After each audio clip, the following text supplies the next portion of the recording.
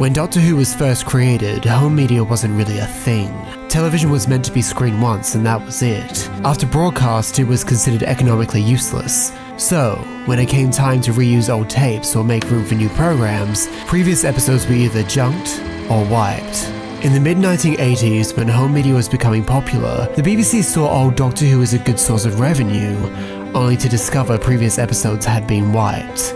When the complete guide to the BBC archives was released in 1981, fans were in shock. But since that time, there has been a lot of discoveries. So let's start our journey by looking into each individual serial and see what exists, where a print could be, behind the scenes facts, and the best way to watch it today.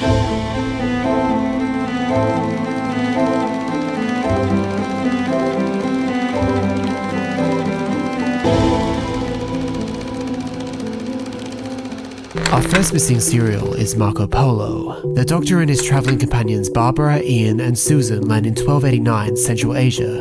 The team joined Marco Polo's caravan from the roof of the world in the plains of Pamir to the palace of Kublai Khan. Sadly, all 7 episodes are missing from the BBC archive.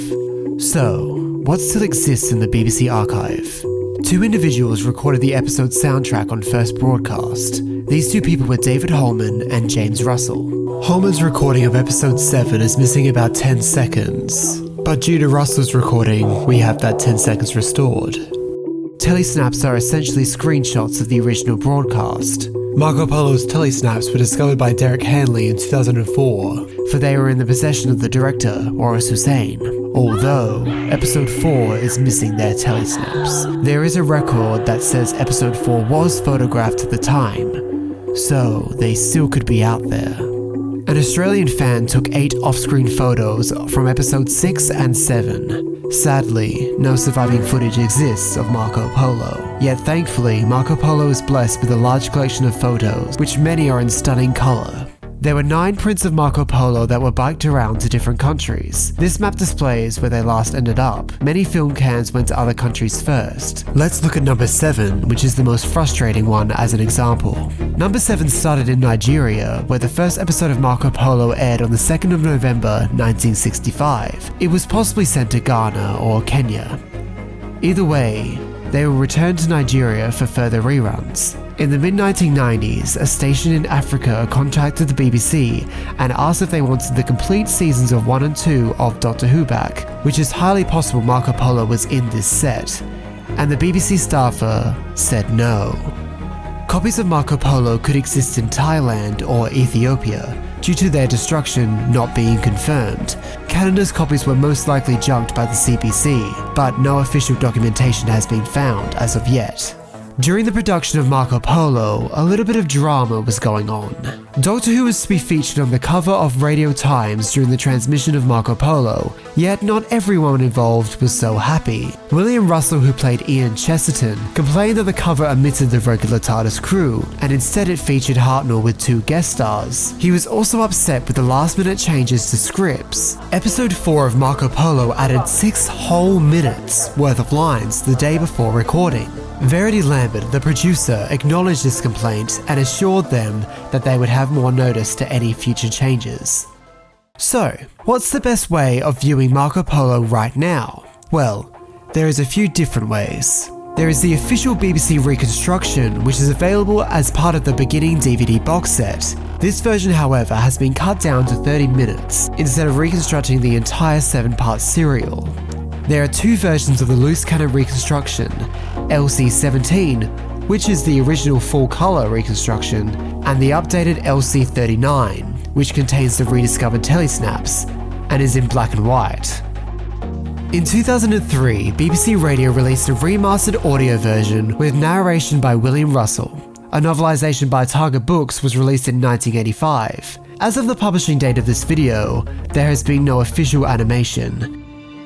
Let's talk tele-snaps. During the early days of television, most programs like Doctor Who weren't kept forever and generally transmitted live. In 1947, a man named John Cura contacted the BBC with a seemingly odd request. Since leaving the RAF, I have made numerous experiments to photograph images on my television screen, but with very little success. I have now built a camera entirely to my own design, and which I think you will agree gives pretty good photographs.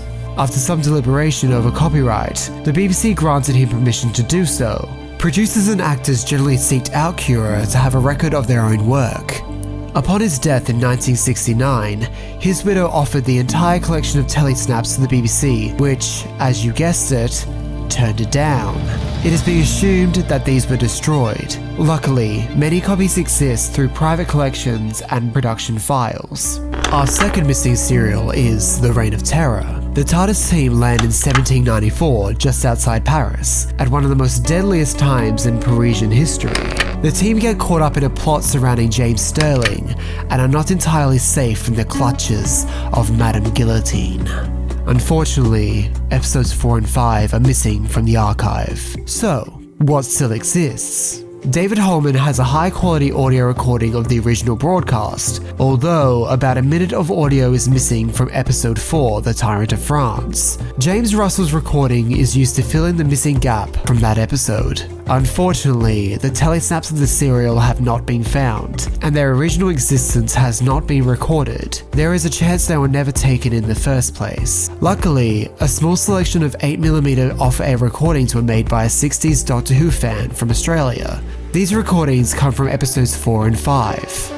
8 film prints were made of The Reign of Terror. Episodes 1, 2, 3 and 6 were recovered from Cyprus in 1984 by Paul Veneers and Ian Levine. Episode 4 and 5 were assumed to be lost in a local civil war. Copies of Reign of Terror could exist in Thailand and Ethiopia due to the uncertainty in documentation, but are most likely junked. Nigeria also suffers from the same fate as Marco Polo, and its existence is still uncertain. Uncertainty is a common theme within The Reign of Terror, not just in the archive, but also on set in 1964. During the production of The Reign of Terror, it was clear that Doctor Who's future was uncertain. William Hartnell and William Russell were getting offers for other work, and Verity was unsure if she was allowed to extend contracts, because she didn't know how much longer the show had. Thankfully, the show thrived onwards. At this time, Verity and David Whittaker also discussed writing out Barbara and Susan, and replacing them with other characters. Thankfully, Barbara was saved, but poor Susan was not. So, what's the best way of experiencing The Reign of Terror?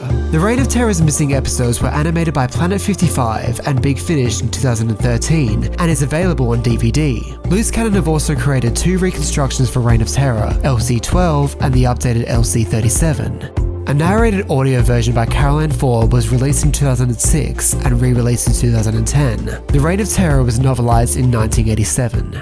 Our third missing serial is The Crusade. The TARDIS arrives in Palestine in the 12th century during the fight between King Richard and Saladin. Barbara is kidnapped and the team must rescue her from the city of Jaffa before it is too late.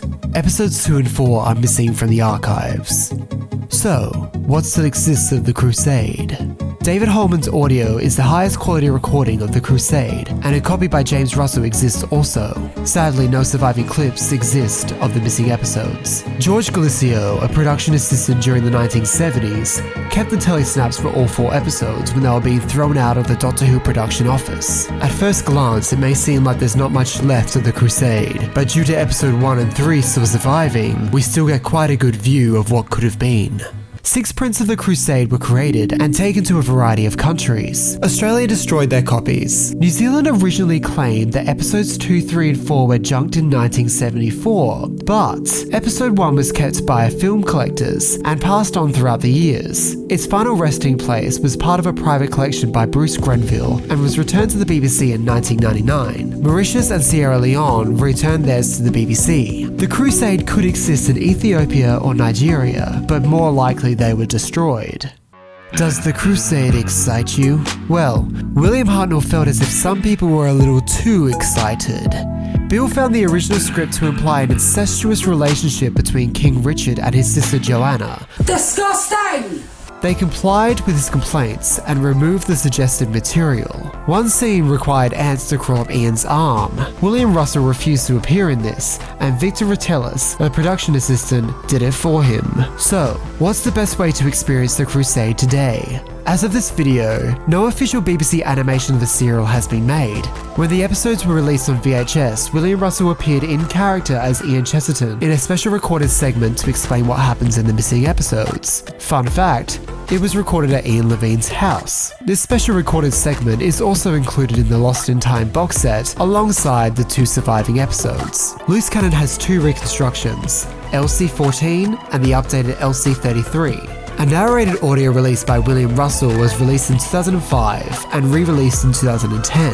The original novelization was released in 1965 under the title The Crusaders. Which one of these stories would you like to see return to the archive most? Join us next week as we land on Galaxy 4, endeavour on a mission to the unknown, and in the Mythmakers we ask, is there a doctor in the horse? Follow me on Twitter or subscribe to my channel for more Doctor Who content.